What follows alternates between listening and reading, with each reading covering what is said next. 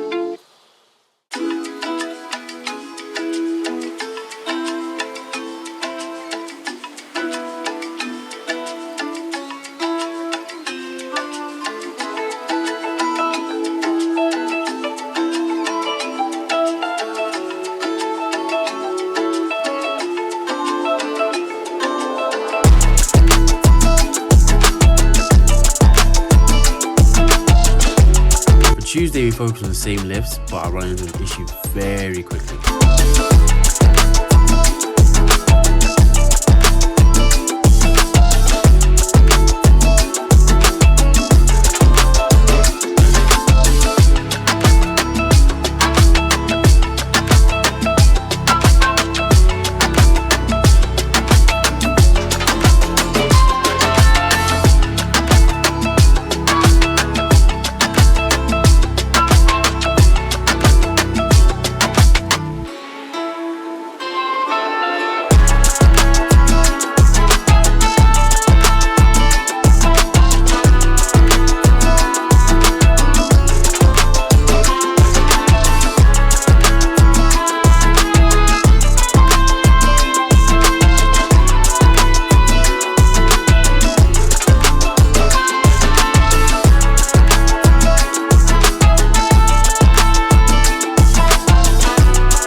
So I did a bunch of block starts on Monday, which you're going to be seeing right around now. It was only one step, but they heavily fatigued my central nervous system, which means we have another week where I only had 2 days of training, which is also why I actually didn't go live this week, because I was planning to go live on Thursday and I didn't go to the gym. And I couldn't go on Saturday because I'm competing. So to replace the latter half of this video, I'm going to be showing you something else.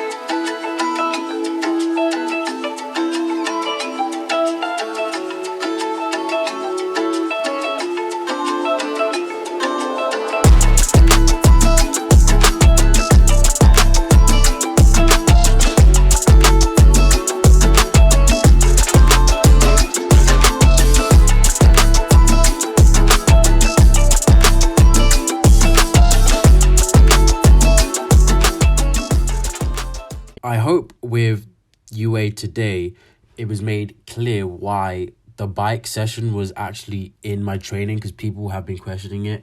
And I put it in specifically for this test to score high. I ended up getting a score.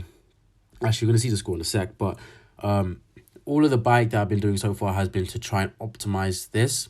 This test is a 3-minute time trial where you're at the watt bikes on 6 and you're trying to stay at 100 RPM for the entire thing, which is pretty much impossible unless you're actually a professional cyclist. Maybe they can do it, but with 100 I can stay at 90 plus for 2 minutes and a bit longer than that.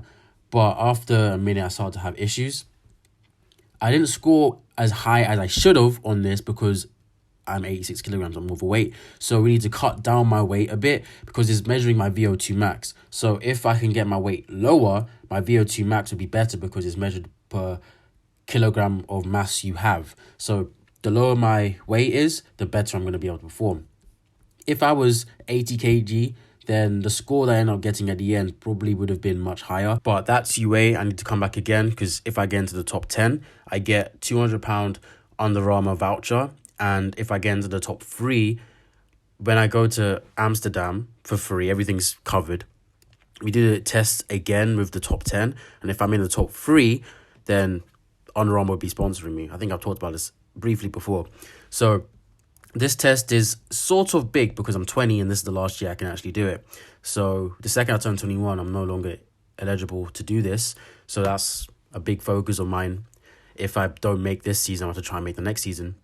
But along with that, the gym training, there isn't really much to talk about purely because that was the last week for this training block. Next week will be a new training block, the final training block for my off season or whatever you want to call it. That will be weeks 12 to 15, I believe, ish. So we're done here, really. I'll see you guys in the next episode. I'm going to leave the video, the bike, so you can just see what I'm usually doing. When I'm actually doing the bike sessions in the gym, you only usually end up seeing like about the last 30 seconds. And that's because that's the most interesting because it's about to end. And you can see how my cadence goes from being really fast with the bike to kind of dropping out. And then because of how I've been training with the bike, when I'm in the gym, I'm able to really push really hard for the last 10 seconds. Not 30 seconds that I was aiming for, but still something better than what I was expecting.